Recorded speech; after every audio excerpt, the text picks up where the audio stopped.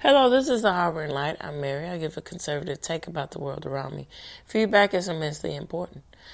Feel free to reach out, and I appreciate those who do. I also have a Shopify link, and then I will be linking all of the other forms you can check out extended content pretty soon, too. And if you're interested in customized t-shirts and tumblers, check out my Shopify link. And also to add on to that, if you have any suggestions you would like to see on my Shopify, feel free to reach out and my email will be provided for you to do so. And if you have you want to make a custom order, feel free to reach out and email me too. All right, so some of the audio platforms that I'm on, I'm on Speaker, Spotify, Pandora, iHeartRadio, Amazon Music, just to name a few. Okay, so getting into the month of October. So this from now on, and this is the launch of themed shows.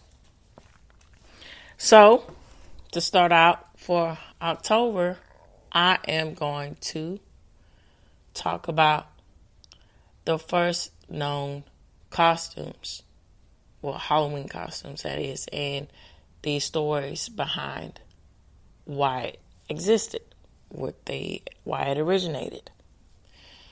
And of course, my thoughts. All right, let's go along and get spookified. Here we go.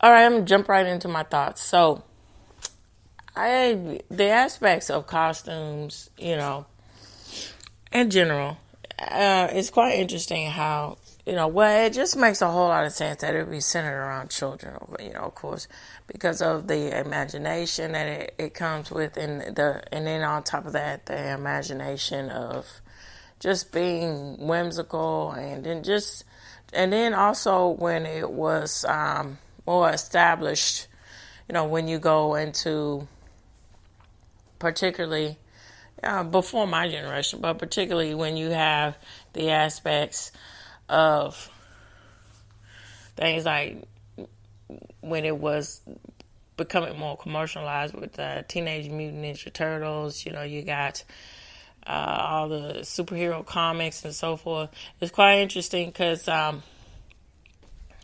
this is unique to a 90s kid. So and then the relaunch of King of the Hill is pretty good, by the way. There's some things they shouldn't have went there, and I like to see what they're gonna do next. So anyway, it's quite interesting with this one episode. So Bobby this is, I think, around the first or second season, right? And Bobby is trying to find a Halloween costume, so his father, Hank, takes him to the store. And then it's quite interesting, he's looking around, it's like Dalmatian, and then Jenny McCarthy.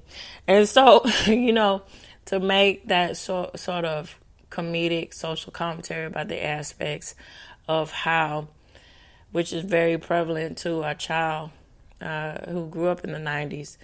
Yeah, you would have this sort of wave of really tapping into what is popular for children, but also stretching it along to the aspects of making it unique by influencing, pop culture, when the aspects of the MTV, how prevalent MTV was, and all of these things.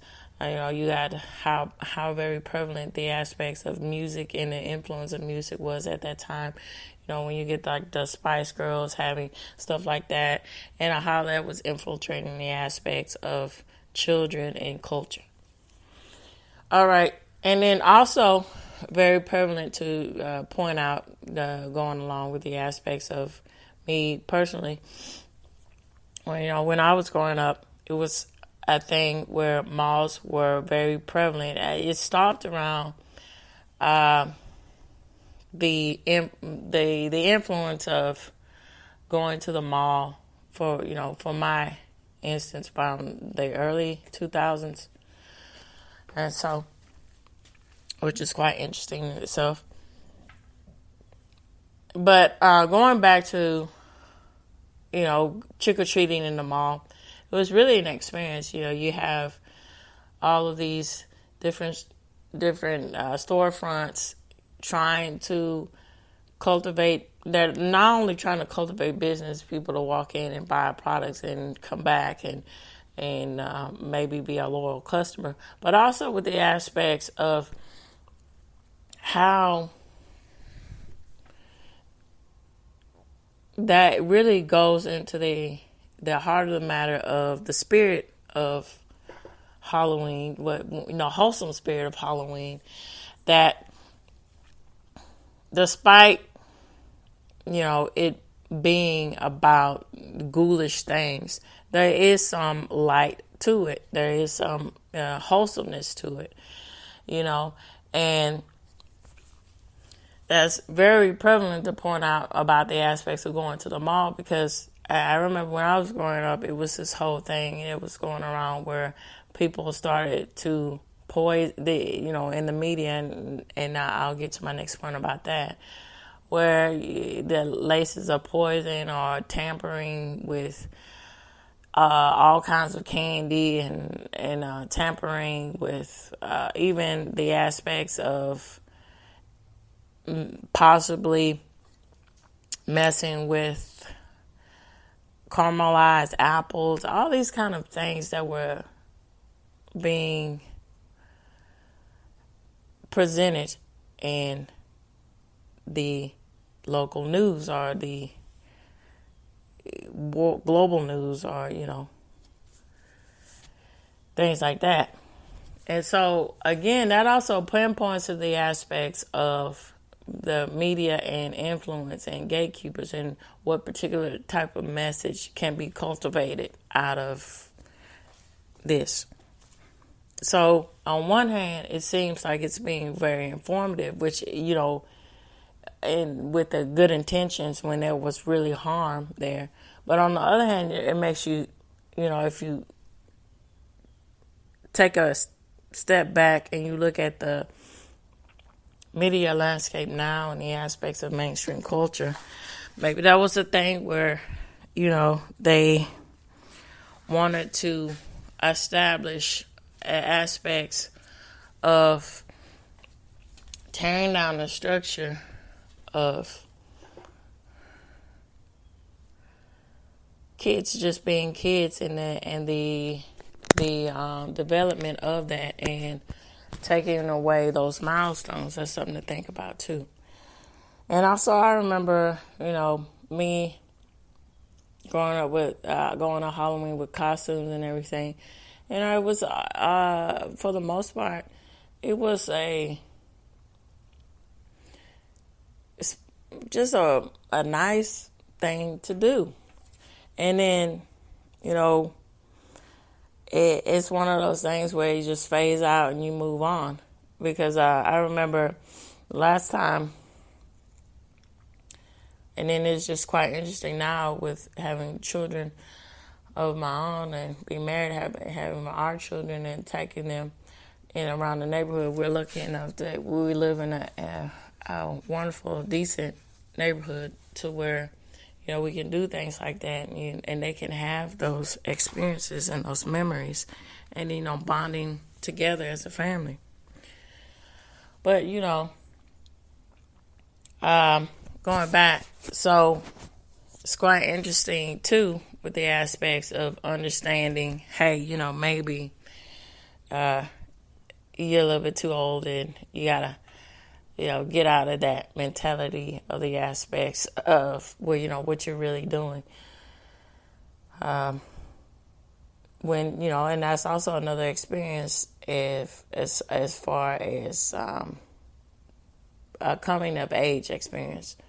So when I was about 12 or 13, my friend and I went to her house, and we at the time we just found out about Nightmare on Elm Street, stuff like that, right? And so she decided that, well, she wanted to dress up like Freddy Krueger. And I said, well, I'll dress up like Tina, but I just didn't want to be, too gorish with it. So I just, toned it down with the aspects of the character. And those who, if spoiler alert, not spoiler alert, this has been, 40 plus years since these movies have been out.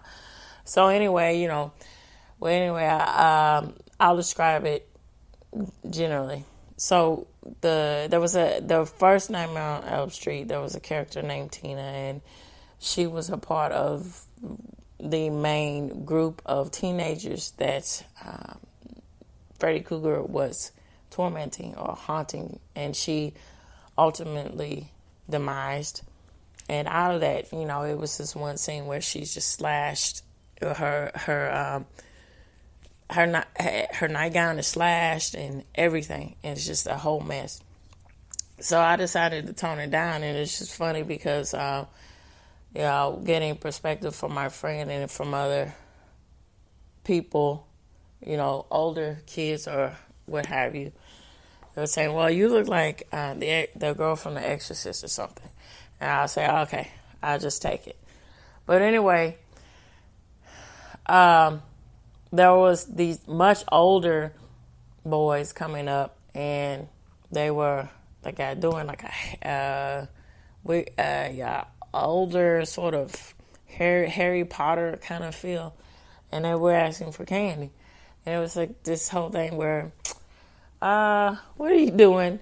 But it's just really funny and just unique, and just to have sort of milestones like that, that's really, good and important and enriching for a child, because, when they go become adults and they go on, they have a sense of balance in the aspects of understanding the points of views about why traditions are traditions, and then why certain things stay prevalent and why they don't.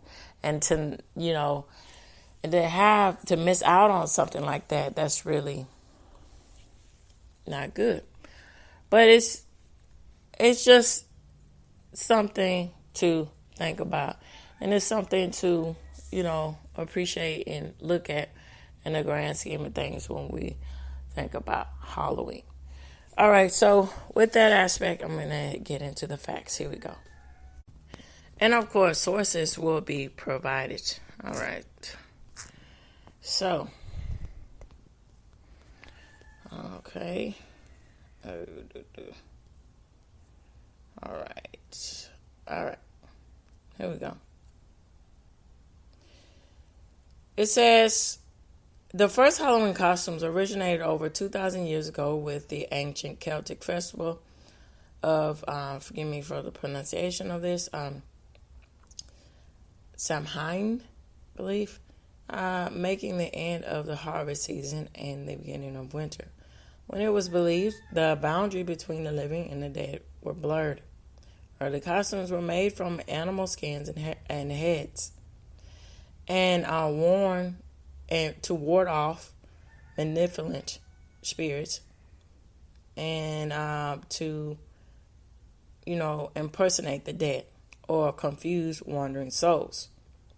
These disguises often included blackened faces, masks, and elaborate accessories like bones, antlers, and horse hair. With our practices such as gushing and mumming evolving into modern trick-or-treating. So the oldest known practices involve wearing animal hides and heads to connect with animal spirits or protect oneself from supernatural entities. The Celtics used disguises to impersonate spirits, confusing them or avoid being recognized, with some traditions involving cross-dressing and elaborate processions such as the lyre bond horse head figure in Ireland. In Scotland and Ireland, people dressed as ghosts, demons, or dead, often with blackened faces or painted masks, to either scare away spirits or receive offerings. So the tradition of going door to door or food or treats is known as souling or mumming. It was a precursor to modern trick-or-treating. The first recorded mention of wearing costumes at Halloween dates back to 1585 in Scotland, though the practice was likely common before that.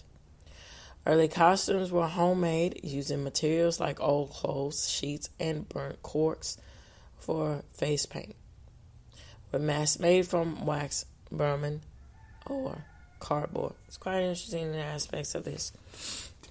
How something seemingly that has to do with, with the aspects of connecting to the supernatural and how that's implemented, how things just stick into the cups of traditions, and how that's different when you go into the aspects of the American tradition of Halloween versus the original form or the original countries that started this, and how really that is a testament to the aspects of how influential it was in the beginning and the turning of the century of America, that it was prevalent for, particularly when we get into the aspects of Irish, Celtic, and the traditions, and then Scotland,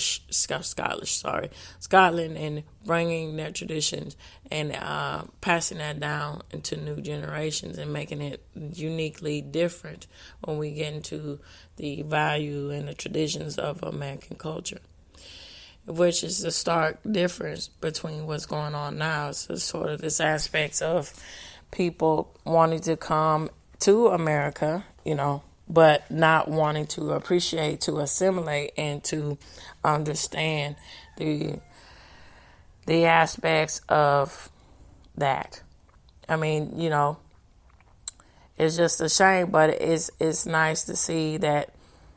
And I'm very hopeful of it. If you just keep your course with it, that things will change in that sense. Because, and when it used to be this thing where it was really sought after, it's still sought after, but not in a different way.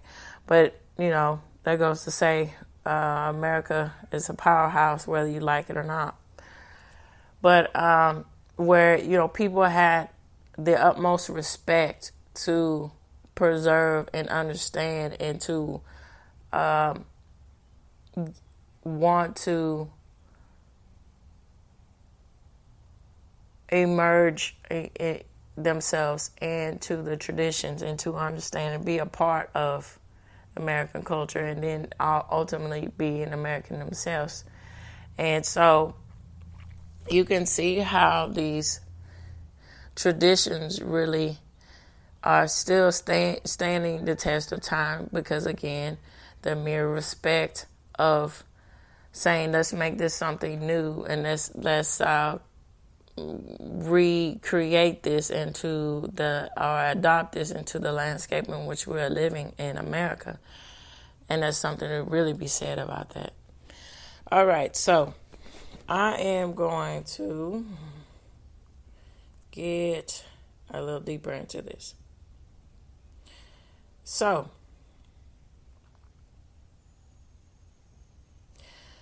the word Halloween is a combination of smaller words, hollow, and another word for a saint, and in is a shortened form of the wording evening. Putting these words all together creates Hallow Evening or Halloween. All Saints Days or All Saint Day comes every year on November 1st. So the night before would be All Hallows Eve, which is where the word Halloween came from. All right, so let me go into dig into costumes and or trick-or-treating. So the Celtic peoples believe that ghosts wandering around on the night before the Samhain is connected with the traditions of costumes on Halloween. To protect themselves from these spirits, the Celtic would dress up in costumes. And they would blend with the real spirits who were wandering around. So modern trick-or-treating is a newer tradition. It wasn't until about 100 years ago that trick-or-treating, get a little bit more facts, flesh that out, began a way to get pranksters to stop damaging property on Halloween. So homeowners began setting out candy on their doorstep to get tricksters to behave themselves. It's quite interesting. All right, so this reaches the end, and of course I would like to know what you think about this topic. Feel free to reach out. And of course, emailing is the best way to go. All right, so this reaches the end. Tune in, turn up, and definitely take care. Bye-bye for now.